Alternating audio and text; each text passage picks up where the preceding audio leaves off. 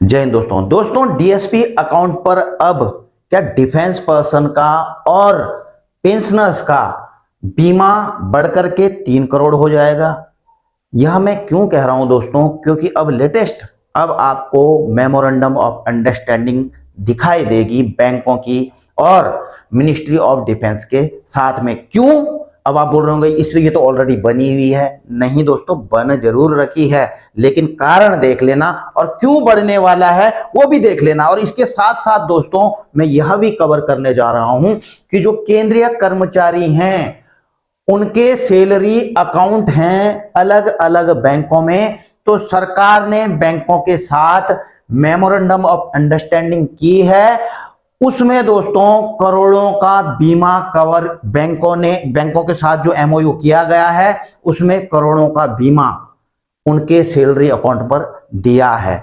और दिया है दोस्तों तो सरकारी कर्मचारियों की तो बल्ले बल्ले हो गई। पहले इतना इंश्योरेंस कोई भी बैंक नहीं देता था करोड़ों में, लेकिन अब दे रहा है सैलरी अकाउंट के ऊपर, ठीक है ना। और ये करार हो चुका है। और जो इस वीडियो में मैं दोस्तों defence salaried defence pensioners plus जो केंद्रीय कर्मचारी हैं सैलरीड हैं उनके बारे में जो सरकार लेकर के आई है उस पर मैं चर्चा करने जा रहा हूं और खबर भी बिल्कुल लेकर के आ रहा हूं दोस्तों। हाल ही में आप देख रहे हैं दोस्तों, ये प्रेस रिलीज भी क्या है, मिनिस्ट्री ऑफ फाइनेंस ने 14 जनवरी को यह किया था। Department of financial service launches composite salary account package for central government employ in association with public sector bank.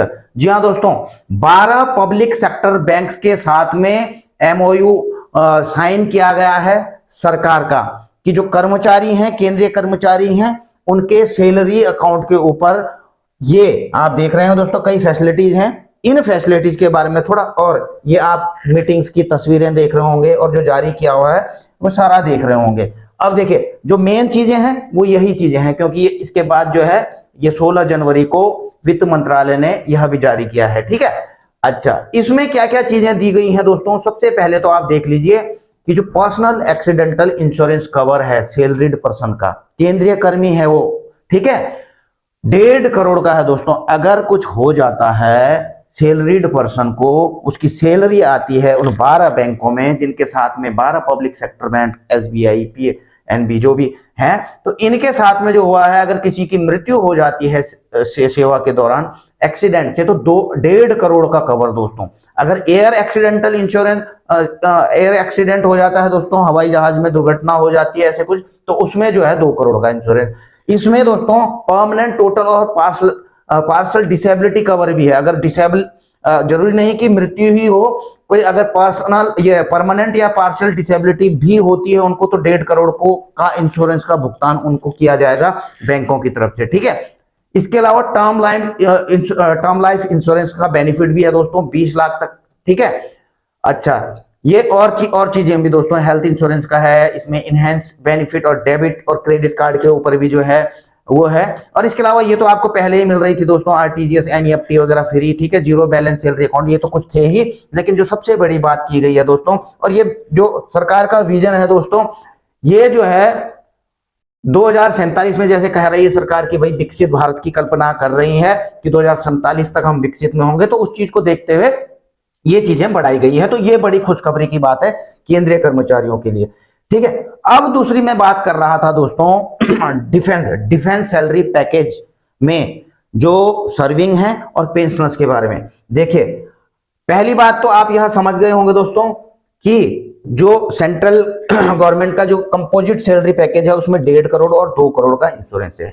लेकिन इससे पहले जो डिफेंस के हमारे पेंशनर्स हैं जो देख रहे हैं मुझे, उनको मैं यह बता दूं कि जो केवल डीएसपी अकाउंट होते थे, चाहे वो पेंशनर्स, पहले तो केवल सैलरीड के लिए रहता था इंश्योरेंस कवर, उसमें जो सिविल सेंट्रल सैलरीड अकाउंट रहते थे उनमें इतना इंश्योरेंस कवर नहीं रहता था। हालांकि अभी बीच में कर दिया था किसी ने 20 लाख 30 लाख कुछ बैंकों ने, लेकिन अब सीधा 1.5 करोड़ से 2 करोड़ पे आ गए। और जिस समय उन खातों में कोई इंश्योरेंस कवर नहीं था या 20 लाख या 30 लाख का कवर था केवल, उस समय डिफेंस के लिए बैंकों ने जो पर्सनल एक्सीडेंटल इंश्योरेंस कवर रखा था 1 करोड़ से 1.5 करोड़ तक का था। लेकिन एक तरफ तो दोस्तों ये देख रहे होंगे कि जो सैलरी पैकेज आ गया इसमें अब 1.5 करोड़ और 2 करोड़ हो गया है, लेकिन जो डिफेंस सैलरी पैकेज है उसमें पीएआई 1 करोड़, यानी कि इससे भी नीचे चला गया है। एयर एक्सीडेंटल कवर जो सरकार ने किया है बैंकों के साथ में सेंट्रल गवर्नमेंट के सैलरी के लिए, सैलरी अकाउंट पर, वो 2 करोड़ का है, लेकिन जो डीएसपी अकाउंट है उनमें एयर एक्सीडेंटल जो इंश्योरेंस है 1.5 करोड़, यानी कि जो इतना पहले कम से कम 4-5 गुना तक जिनका ज्यादा था अब वो कम हो चुका है। इस चीज पर भी दोस्तों मैं आपको पहले बता देता हूं कि अब इस चीज को देखते हुए आपका डिफेंस सैलरी पैकेज में चाहे वो पेंशनर हो चाहे वो सैलरीड हो उनका बढ़ सकता है। क्यों बढ़ सकता है दोस्तों, मैं आपको बताता हूं। देखिए, पहली बात तो जो मेमोरेंडम ऑफ अंडरस्टैंडिंग हुआ है सरकारी केंद्रीय कर्मियों के लिए हुआ है, हालांकि डिफेंस के भी केंद्रीय कर्मी में ही आ जाते हैं दोस्तों। तो ये था दोस्तों डिफेंस का, मिनिस्ट्री ऑफ डिफेंस का कई बैंकों के साथ में एमओयू आप देख रहे हैं डिफेंस डीएसपी अकाउंट के ऊपर कि एसबीआई 50 लाख दे रहा था, ठीक है, सर्विंग के लिए, और 30 लाख दे रहा था पेंशनर्स के लिए। पर हालांकि मैं आपको बता दूं एसबीआई ने अब बढ़ा दिया, इसके बाद का मेमोरेंडम ऑफ अंडरस्टैंडिंग हुआ है वो भी दिखा दूंगा मैं आपको। अब जो है यह 1.5 करोड़ और 1 करोड़ 50 लाख हो चुका है, ठीक है, पेंशनर्स के लिए। वैसे ही बैंक ऑफ बड़ौदा आप देख रहे हैं, ये सारे हैं। पंजाब नेशनल बैंक सर्विंग को 1 करोड़ दे रहा है पेंशनर्स के लिए, 50 लाख का कवर है। तो कुल मिलाकर के इस एमओयू में सबसे बड़ी बात क्या हुई थी दोस्तों, इसमें पेंशनर्स को भी कवर कर दिया गया था जो डिफेंस के पेंशनर्स हैं। इससे पहले पेंशनर्स को मिलता नहीं था, ठीक है। तो इस एमओयू में उन्होंने पेंशनर्स को भी कवर कर दिया। ये सारे बैंक देख रहे होंगे दोस्तों, अलग अलग है। इसमें दोस्तों कई चीजें हैं इसमें इवन की डिसेबिलिटी कवर भी, डिसेबिलिटी के ऊपर भी जो है कवर दिया गया था। अगर परमानेंट डिसेबिलिटी है या पार्शियल डिसेबिलिटी है तो उसमें भी दोस्तों बैंक अच्छा खासा इसमें इंश्योरेंस कवर इसमें दिया गया था। लेकिन दोस्तों अब मैं क्यों कह रहा हूं कि वो वाला तो आपने कहा यार उनका तो खूब बढ़ गया, अब डिफेंस का क्या अलग आएगा, डिफेंस का तो उतना ही रह गया। देखिए दोस्तों मैं आपको यह बताऊं, ये देखिए इस पॉइंट को देखिए दोस्तों, जो एमओयू हुआ था कब तक के लिए हुए थे वो आप देख रहे हो।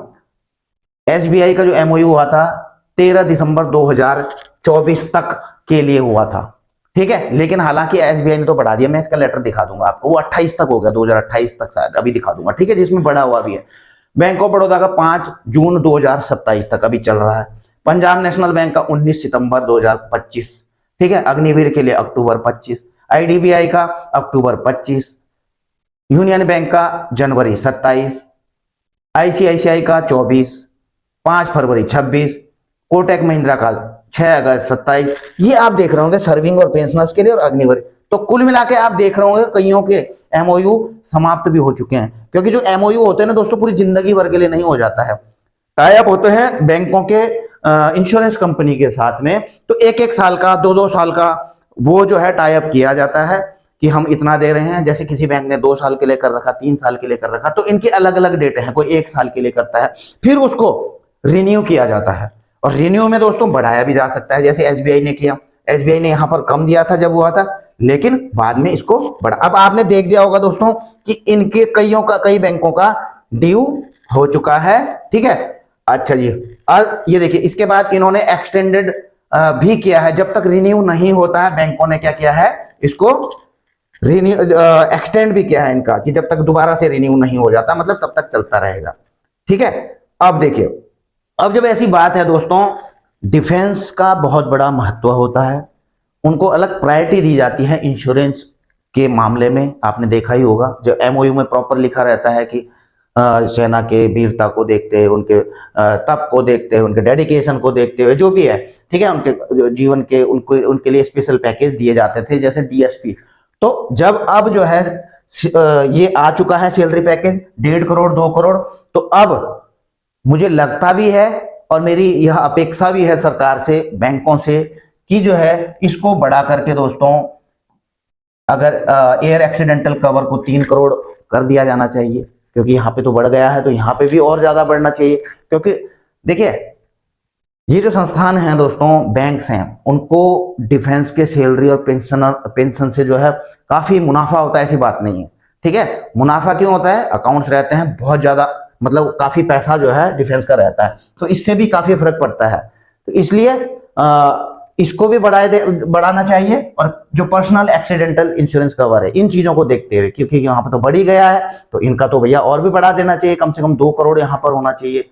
ठीक है, और पेंशनर्स के लिए भी जहां पे जो 50 लाख दे रहे हैं वो 1 करोड़ या 1.5 करोड़ तक पीएआई कवर दिया जाना चाहिए। हालांकि जिनका एसबीआई में अकाउंट है, ये देखिए दोबारा मैंने आपको बताया था ना कि बढ़ाया था, 28 जनवरी 25 का है एमओयू, रिन्यूअल हुआ था इनका। ठीक है, तो इन्होंने भी सर्विंग के लिए 1 करोड़ और पेंशनर्स के लिए 50 लाख रुपए का पीएआई कवर कर दिया था। हालांकि डिसेबिलिटी पर केवल सर्विंग के लिए था, पेंशनर्स के लिए इन्होंने नहीं एप्लीकेबल किया था। लेकिन अलग अलग बैंकों की अलग अलग कुछ पॉलिसीज हैं दोस्तों, जो उनके इंश्योरेंस कंपनी के साथ में टाई अप रहते हैं। तो कुल मिलाकर अब आप समझ रहे होंगे दोस्तों कि अभी आपको इंतजार करना पड़ेगा। आपको देखने को मिल सकते हैं कुछ बैंकों के, जैसे कि पीएनबी में रक्षक अकाउंट है, एसबीआई में डीएसपी है, कुछ अन्य बैंकों में और भी अकाउंट होंगे जो पेंशनर्स को भी दे रहे हैं। ये रेट आपको रिन्यू एमओयू जरूर नजदीक आएगा, कुछ कॉपियां हमको मिलेंगी कहीं ना कहीं से तो प्राप्त होंगी, क्योंकि कईयों के ड्यू हो चुके हैं रिन्यूअल के। अब रिन्यूअल होगा तो जरूर दोस्तों मुझे लगता है कि इसको बढ़ करके कम से कम और क्योंकि आजकल कंपटीशन बहुत ज्यादा है दोस्तों, डिफेंस का खाता हर कोई अपने पास में बैंक रखना चाहता है, तो ये बढ़ाएंगे जरूर दोस्तों। और कितने तक बढ़ाएंगे भाई, इससे तो ऊपर लेकर ही जाएंगे। ये 2 करोड़ तो यहां पर दे रहे हैं, तो 2 से तो ऊपर ही लेकर जाएंगे। ये 1.5 करोड़ यहां पर लेकर, 1.5 करोड़ यहां पर है दोस्तों सेंट्रल सिविल सैलरीड पर्सनल के लिए, तो भैया इसको भी 1.5 करोड़ से ऊपर लेकर ही जाएंगे। बाकी दोस्तों आपका क्या कहना, आपकी क्या राय है कि क्या अब ये डीएसपी में इनको बढ़ाना चाहिए, तो कितने तक बढ़ाना चाहिए, पेंशनर्स के लिए कितना हो जाना चाहिए? ये कुल मिलाकर के दोस्तों कुछ मेरी राय थी, कुछ अपने जानकारियां आपके साथ में शेयर करना चाहता था, चाहे वो सेंट्रल गवर्नमेंट के कर्मचारी हों, सैलरीड, और उनके लिए खुशखबरी की बात हो, या फिर डिफेंस के जो सर्विंग हैं और जो पेंशनर्स हैं उनके लिए आगे क्या हो सकता है। ये सारी चीजें इस वीडियो में मैंने कवर की। वीडियो करेंगे दोस्तों यहीं पर समाप्त, जल्द मिलने की कोशिश करेंगे नई वीडियो में। वीडियो अच्छी लगी तो लाइक शेयर कर सकते हैं, चैनल में नए हैं तो चैनल को सब्सक्राइब करके बेल आइकन का घंटा भी दबा सकते हैं। जय हिंद, वंदे।